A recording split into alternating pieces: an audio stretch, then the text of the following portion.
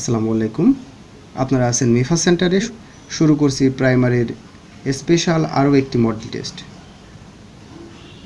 ১ নম্বর প্রশ্ন আছে, পাখি শব্দের সমর্থক শব্দ নয় কোনটি? পাখি শব্দের সমর্থক শব্দ নয় উর্মি। ২ নম্বর প্রশ্ন আছে, সাবকনশাস শব্দটির বাংলা পারিভাষিক অর্থ হল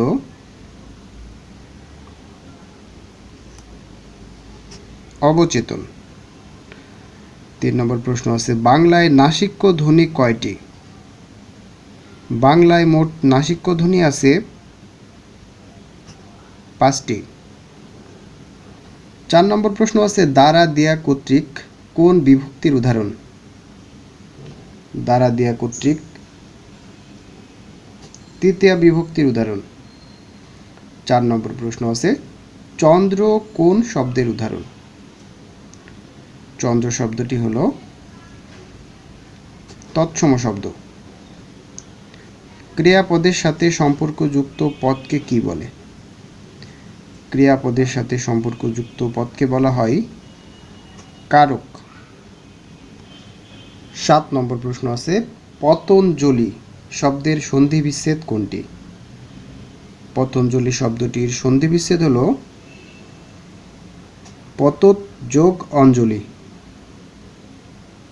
৮ নম্বর প্রশ্ন আছে, তিলে তৈল হয় কোন কারকে কোন বিভক্তি? তিলে তৈল হয়,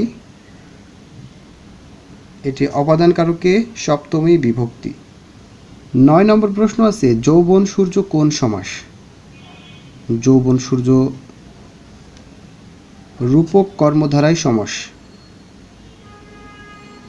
১০ নম্বর প্রশ্ন আছে, বাংলা ভাষার চলিত রীতির বৈশিষ্ট্য কোনটি? অপশনগুলোর ভিতরে চলিত রীতির বৈশিষ্ট্য আছে ঘ নম্বর, কৃত্রিমতা বর্জিত। ১১ নম্বর প্রশ্ন আছে, ক্রিয়া সর্বনাম ও অনুসর্গের পূর্ণরূপ ব্যবহৃত হয় কোথায়? পূর্ণরূপ ব্যবহৃত হয় সাধু ভাষা রীতিতে। ১২ নম্বর প্রশ্ন আছে, অর্বাচীন এর বিপরীতার্থক শব্দ কোনটি? অর্বাচীন শব্দটি এর বিপরীতার্থক শব্দ হল প্রাচীন। ১৩ নম্বর প্রশ্ন আছে, শুদ্ধ বানানে লিখিত শব্দগুচ্ছ কোনটি? অপশনগুলোর ভিতরে শুদ্ধ বানান আছে গ নম্বরে। ১৪ নম্বর প্রশ্ন আছে, প্রসিত ভর্তিকা বলা হয় যে নারীর স্বামী বিদেশে অবস্থান করে। ১৫ নম্বর প্রশ্ন আছে, যা কোনোভাবে দমন করা যায় না তাকে এক কথায় কি বলে? তাকে এক কথায় বলে অদম্য। ১৬ নম্বর প্রশ্ন আছে, অর্ধচন্দ্র বাগধারাটির অর্থ কী? অর্ধচন্দ্র বাগধারাটির অর্থ হল গলা ধাক্কা দেওয়া। ১৭ নম্বর আছে, শিখা পত্রিকাটি নিচের কোন সংগঠনের মুখপত্র ছিল? শিখা পত্রিকাটি মুখপত্র ছিল মুসলিম সাহিত্য সমাজের। ১৮ নম্বর প্রশ্ন আছে, নিচের কোনটি আবু ইসহাকের রচনা? অপশনগুলোর ভিতরে আবু ইসহাকের রচনা আছে পদ্মার পলিদ্বীপ, ক নম্বরে। ১৯ নম্বর প্রশ্ন আছে, সন্ধ্যা ভাষা কোন সাহিত্যকর্মের সঙ্গে যুক্ত? সন্ধ্যা ভাষা যুক্ত আছে চর্যাপদের সাথে। ২০ নম্বর প্রশ্ন আছে, বাংলা সাহিত্যের যুগকে প্রধানত কয় ভাগে ভাগ করা যায়? বাংলা সাহিত্যের যুগকে ভাগ করা যায় ৩টি ভাগে, প্রাচীন যুগ, মধ্যযুগ এবং আধুনিক যুগ। ২১ নম্বর প্রশ্ন আছে, death does not distinguish dash the rich and the poor. এখানে কোন প্রিপোজিশনটি বসবে? প্রিপোজিশনটি বসবে বিটুইন। রিচ এবং পোর, ধনী এবং গরিব দুইটা সম্প্রদায়ের কথা বলা হয়েছে, এই জন্য বিটুইন। যদি দুইয়ের অধিক বলা হতো তাহলে বসতো অ্যামং। ২২ নম্বর প্রশ্ন আছে, what is the first considerable part of a paragraph? First considerable part হলো টপিক সেন্টেন্স। ২৩ নম্বর প্রশ্ন আছে, ওয়ান হু নোজ এভরিথিং যে সব কিছু জানে তাকে এক কথায় বলা হয় অমনিসিয়েন্ট, সর্বজ্ঞ। 24 নম্বর প্রশ্ন আছে any boy can do this, here any is, any এখানে কি? এনি এখানে অ্যাডজেক্টিভ হিসেবে বসেছে, কারণ বয়ের আগে বসেছে, বয়কে মডিফাই করছে। আর আমরা জানি বয়টা নাউন, নাউনকে যে মডিফাই করে সে হয় অ্যাডজেক্টিভ।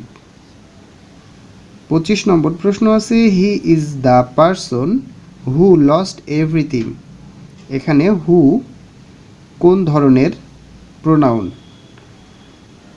হু এখানে রিলেটিভ প্রোনাউন। 26 নম্বর প্রশ্ন আছে what is the antonym of orthodoxy, orthodoxy শব্দটির অ্যান্টোনিম কি হবে?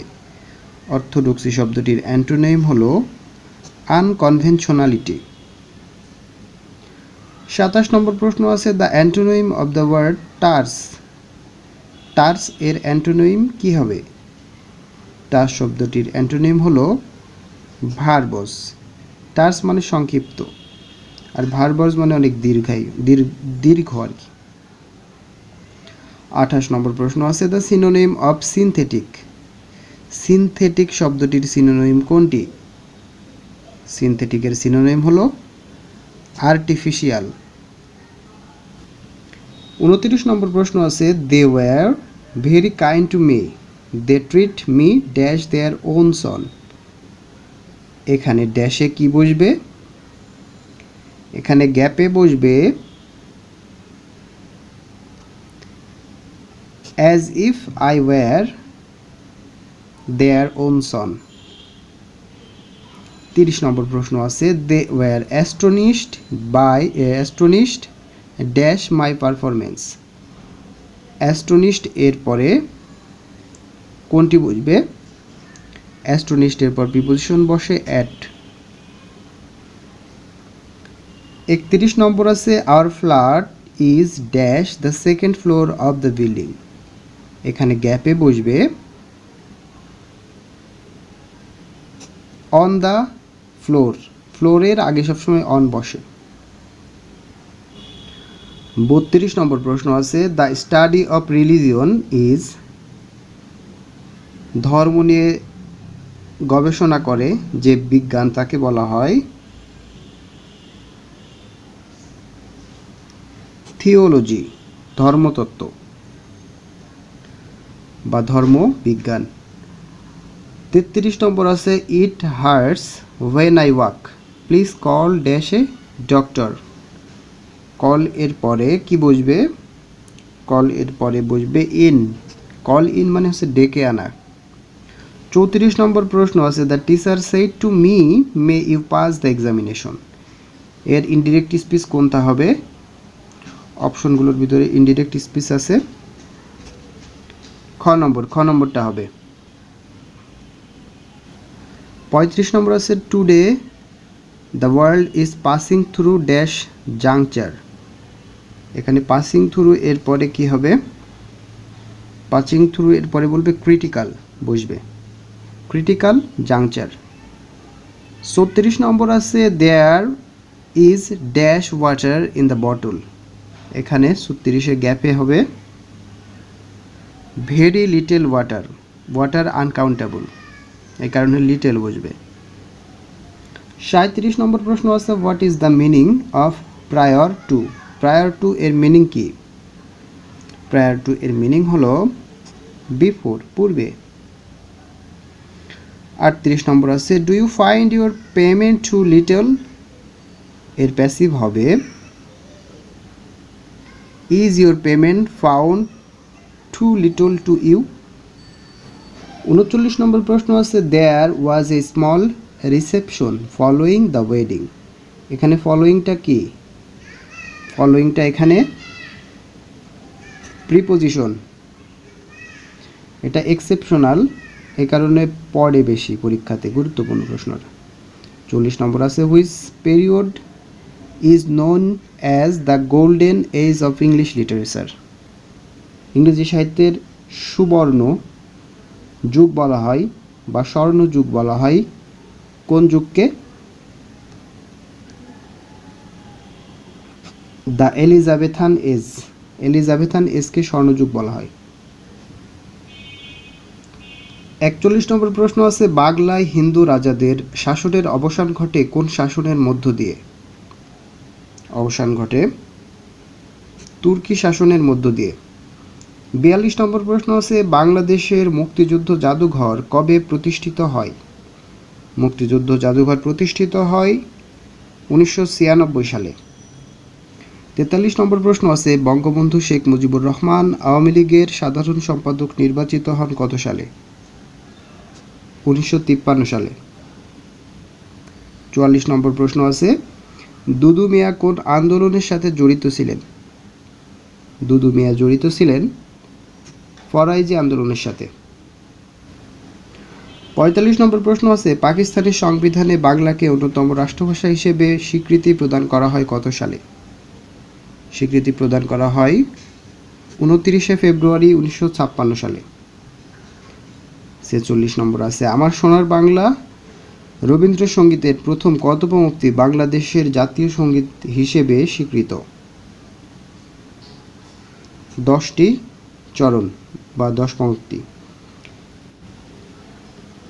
47 নম্বর ছিল বাংলাদেশের কৃষি দিবস।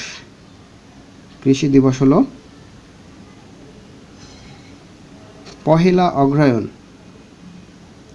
48 নম্বর প্রশ্ন আছে, বাংলাদেশের সর্বশেষ ও ষষ্ঠ কৃষি শুমারি অনুষ্ঠিত হয় কত সালে? 2019 সালে। 49 নম্বর প্রশ্ন আছে, ব্রিটিশ শাসনের বিরুদ্ধে বাঙালিদের প্রথম বিদ্রোহ কোনটি? ব্রিটিশ শাসনের বিরুদ্ধে বাঙালিদের প্রথম বিদ্রোহ হলো ফকির সন্ন্যাস বিদ্রোহ। 50 নম্বর প্রশ্ন আছে, বাংলাদেশের কোন জেলায় সাক্ষরতার হার সবচেয়ে কম? এটা আপডেট হয়েছে, এই আগস্টের কারেন্ট অ্যাফেয়ার্সে আছে। সাক্ষরতার হার সবচেয়ে কম হবে জামালপুরে।